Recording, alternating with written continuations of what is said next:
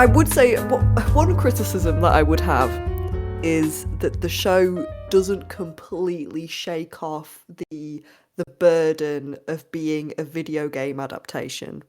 In that some of the characters do things or they go places that maybe in another show they wouldn't, just because gameplay wise it would make sense to make it more exciting. Yeah. So it's kind of like, oh, let's go to the first floor of this spooky building, and you kind of like, I mean, realistically, you'd climb over the rubble or something. That there are easier ways around, but because you've got to go through all of this, like, gameplay esque maze like settings to make it exciting. But there were a few things that happen in there. I would say there's also a specific scene kind of near the end. There is a montage which narratively very harrowing, but I did end up thinking to myself, how the hell are you not dead? Yeah, I know know, exactly. I know exactly what part you're talking about. I'm just like, the overpoweredness of a character where it's like, yeah, in a game, you can kind of get away with that because that's part of the gameplay where you have to defeat or, shoot or kill the characters. But he was so outnumbered in this scene. I just thought, in a game, sure, because you believe it because you're the one that makes it happen. In a TV show, you have to suspend your disbelief a little bit that this 50-odd-year-old dude would get out of this situation after being significantly injured like an episode or two before and still kind of get out of that scenario in the way that he does. That would be my only criticism, is that occasionally there is gameplay moments that don't quite adapt in the way that I would have liked. But considering that that is my only criticism, and at the end of the day, it's adapted from a video game. There's not that much you can do about that. Stuff has to happen for it to be interesting. That's probably my only complaint. Yeah, my only real.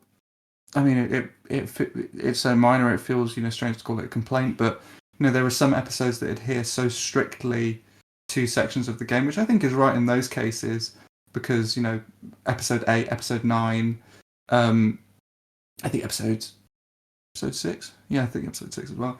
And episode 2. There's a few episodes that, because those sections of the game are so perfect and how well constructed from a story perspective they adapt them very closely, which is great and totally fine. There are some other sections where they have cold opens that sort of add new lore and sort of do world building and expand the universe a little bit more, and some entire episodes which do that too. And I almost feel like the show towards the end lost track of that a little bit. I would have liked to have seen it a little bit more, but then again, we did get that really cool cold open in the beginning of the 9th episode, which added a really great emotional beat, which was brought back with the character of Marlene later. Interesting bit You of know what? trivia. Let's go straight into spoilers now, because I Mhm. feel like we're just talking about like random episode numbers and bits that we can't fully go into detail about. Yeah, Let's talk about what your criticism of the show was again, but you can go into more specifics now. yeah. So early on, there's some really cool cold opens. There's I think it's set in Malaysia or some country around that region. I think it's the beginning of episode 2 or I think it's episode 2 or 3, and it's a female scientist who's brought in to say, to try and say, is there any way we can stop this cordyceps virus from progressing and, curtail this before it gets out of hand? And she says, no, I've done my tests. There is absolutely no way we can stop this. The best thing we can do is, either, is to exterminate anyone who currently has this. And it's really dark and or foreboding. And you also have the cold open at the beginning of the 9th episode where you see how Ellie is born and you learn why she's immune, and then and also how Marlene from the Fireflies came to have possession of Ellie, and how she has a certain degree of attachment to her, which then makes the decision to potentially kill Ellie to find a cure, operate on her brain later in the 9th episode. That much more powerful. Marlene goes, I promised to her mother to keep her safe. And, now I have to make this awful decision, and I know this is going to tear you apart, Joel, but how do you think I feel about this? So that stuff was really, really cool, and I thought some very kind of interesting expansions to, connect some dots that maybe hadn't necessarily been connected in the game. And I think maybe towards like the seventh and eighth episode, maybe towards the middle as well, there wasn't as much of that. I would have just liked to have potentially seen more of it, because I thought those expansions were really interesting. Interesting bit of trivia actually. Ellie's mother is played by Ashley Johnson. In the opening scene of the ninth episode, she's actually the original actress for Ellie. In case you didn't know, Chloe. Oh, really? I didn't know that. Yeah, and her exact speaking voice is how Ellie sounds in the game. Also, in the eighth episode, where you have in the snow, where you have the very sort of twisted, barbaric, community in I think it's Wyoming, in that snow-covered village. You have David, and then you have David's sort of right-hand guy.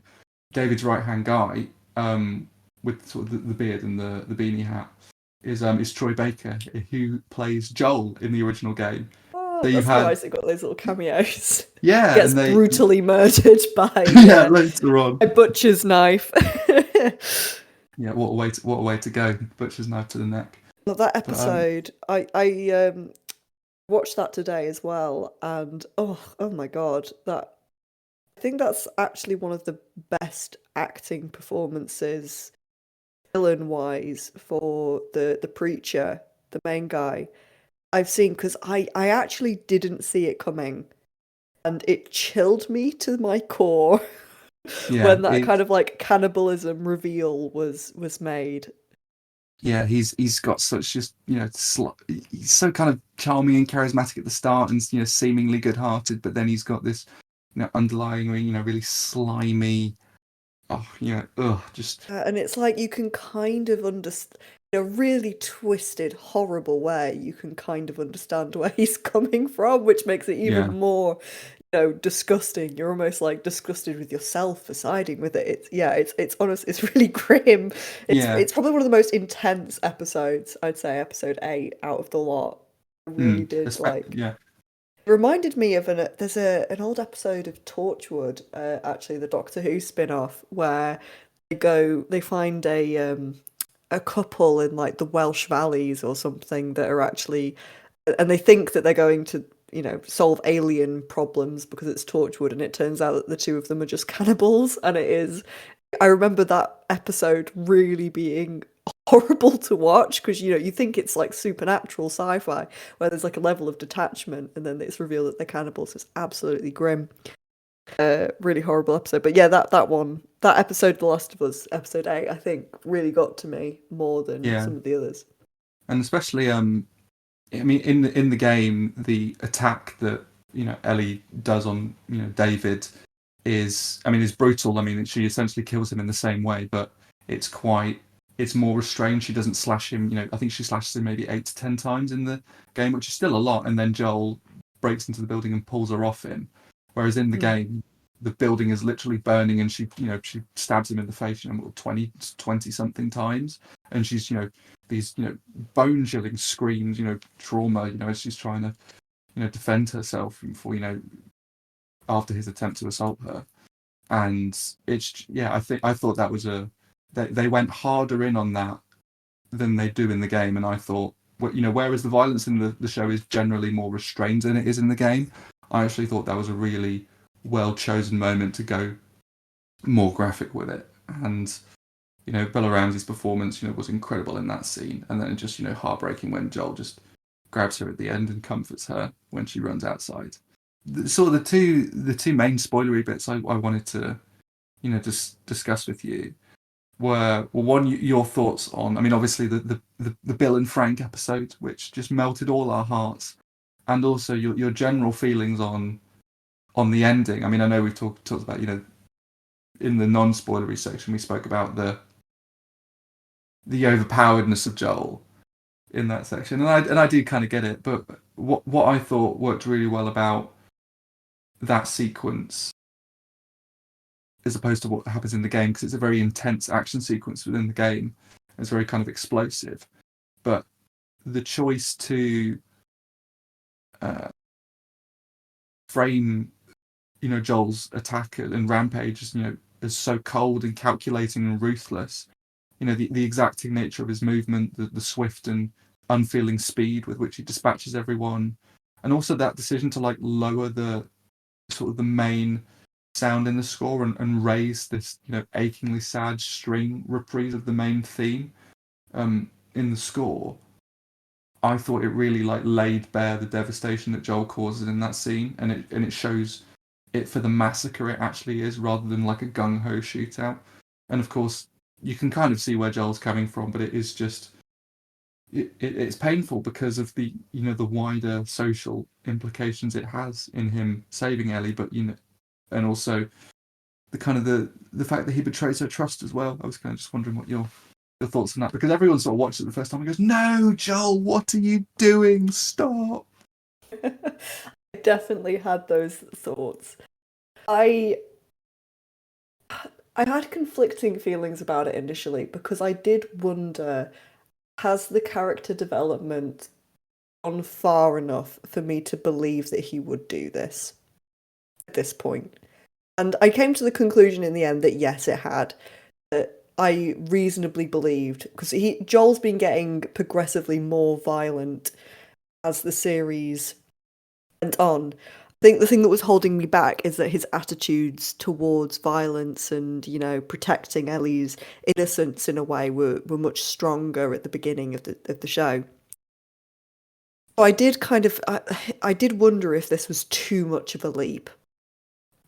But thinking about the last couple of episodes and the kind of extremes that Joel has had to go through to stay alive, to keep Ellie alive, the bond that he's created with her, the trauma that he's been through, and the way that he's kind of substituting Ellie for his daughter. He sees Ellie as his chance to save. You know, he sees an opportunity to save Ellie in the way that he wasn't able to do for Sarah. So those motivations all kind of did check out for me. I did think he was a little bit overpowered in that in that montage, though. I was just thinking there were so many of them. It did just kind of take me out of it a little bit, but I was back in it again with that final show off with Marnie, which was just absolutely heartbreaking. Um, no, because you want him to do the right thing. He's the protagonist. He's the one we've been rooting for this whole time. This exact scenario is the thing that we've wanted since the beginning of the show, and now to kind of see that it's all for nothing because of the main character. Um, I really liked the ending as an ending. I thought it was really clever. I thought it was emotional. I thought it packed the punch that things that have come before it, say like Girl with All the Gifts and things, haven't. Um, thought it was quite a smart twist on that kind of genre. Yeah, I'm actually intrigued to see how they're going to continue it, because in a way I almost like the ending as it is. That's the interesting thing, because a lot of people didn't expect Naughty Dog, the game developer, to make a sequel to The Last of Us, because I mean it was so rapturously received and it was so beloved that, and it seemed like the endings kind of actively resisted, a sequel. And I do think on its own, it could just exist as it is, and and not need any sort of expansion. And then of course, you get into The Last of Us Part 2, and I think The Last of Us Part 2, the game, is a masterpiece, and maybe the single greatest video game I've ever played in my life. And story and gameplay wise, and just how those, I think it's a work of art. I can't say enough good things about it. But a lot of people really, really did not like the turn that the story takes. And there's lots of heated debate online about the writers having messed up the game, but for me, playing and I kind of went in sort of and was sort of hearing the online discourse as I was playing the game myself. I think thematically, every story choice made in The Last of Us Part 2 checks out. And for me, it's so much more harrowing, and the way it examines cycles of violence and revenge, and prejudice and discrimination in this apocalyptic scenario, and and the need for compassion and empathy over hatred and perpetuating that cycle of violence. I think it's an incredible feat of storytelling, and made all the more interesting by what I said earlier about the fact that the way the detail in the game, with the animations and the voice acting, makes you feel bad about what you're doing. There's kind of that friction between the need to progress in the game, but also the terrible nature of the actions you're committing. I kind of wonder how they're going to help that translate in part 2, because it's not nearly as big a part of the story in part 1 as it is in part 2. So I'm interested to see that. It's a very, very long game. It's 26 hours, which is extremely long for a linear single player game. HBO have already said they're going to split it into multiple seasons, which I think makes sense because of the different sort of episodic flashback sections of part 2 do lend itself, I think, to multiple seasons of television. Yeah, I'm just really interested to see what they do with it, and if they do decide to change any plot developments, or if they how loyal they're going to remain to the source material, and also what you're going to think of it, because it does take it makes some bold story choices, but I think they work. Then I like bold story choices in something like this, because we've seen this story in about every other iteration that could possibly exist. This whole like apocalyptic, post zombie apocalypse landscape with a MacGuffin that you have to get from A to B. That's very it's maybe a little bit reductive to call Ellie a MacGuffin, but it kind of is, plot wise what she is. And we've seen, this kind of story multiple times. So I'm actually really excited to see what the second series is going to bring. Because so far I've really liked misdirects and the things that make the show different from other shows like Walking Dead. I think that's what's special about it. And it keeps it engaging. I don't know what's coming. And, that's something I can't usually say for other shows of this genre. Just kind of doubling back. I know we've gone from the last episode and to episode 3, but you did ask me about the Bill and Frank episode. Of course, I loved it. Yeah, I think it's probably my favorite episode. I thought it was so good. Are they in the game? So Bill is in the game. You meet him in a town as you're sort of traveling through from A to B in the game, and then Joel has an argument with Bill, and then you see Frank has hung himself from a ceiling, and Bill is quite visibly distressed by this, and the implication when Bill cuts him down and explains, oh well, I knew him, he was a great friend of mine, and is very visibly cut up by it emotionally. The implication is that they shared a deeper connection. So, I mean, obviously, what the show then does is that it sort of restructures that and shows them as, having a more consistent, longer standing cooperative relationship between Joel and Tess and Bill and Frank, and that romance that they have that's hinted at in the game is, very, very fleshed out in the show. And I thought it was a really wonderful expansion. It's the kind of expansion that still has its feet in an element of a part of the story in the game, but in the interest of developing that theme of that there still being hope, there still being opportunities for kindness and generosity, even in this really dour, hopeless, apocalyptic scenario. I thought it was great, and of course it's smartly restructured into facilitating that story need for the car and the ammo and the weaponry that Joel and Ellie then take onto the future events in the story. Yeah, I just thought it was that to me is the most impressive feat of adaptation in the entire season. The fact that you had essentially this standalone episode that made restructured quite a significant portion of the game, but did so in a way that absolutely worked for the series and delivered sort of a different different message, and also delivered great LGBTQ plus representation, and also showed that there is an opportunity for people to live a fulfilling life and also die on their own terms. That, in the way that Bill and Frank did. Yeah, it really cut me up. It was a very emotional episode, and that was the point where I realized, oh, this isn't just a zombie show. This is a show about humanity and people, and I wasn't expecting to cut away from the main characters so soon. But I just thought that the writing and the storytelling and the performances were just so fantastic that you get drawn into these, this side story essentially. You get really drawn in, and the world is so much richer because of it. So, yeah, fantastic episode. Really, really enjoyed it.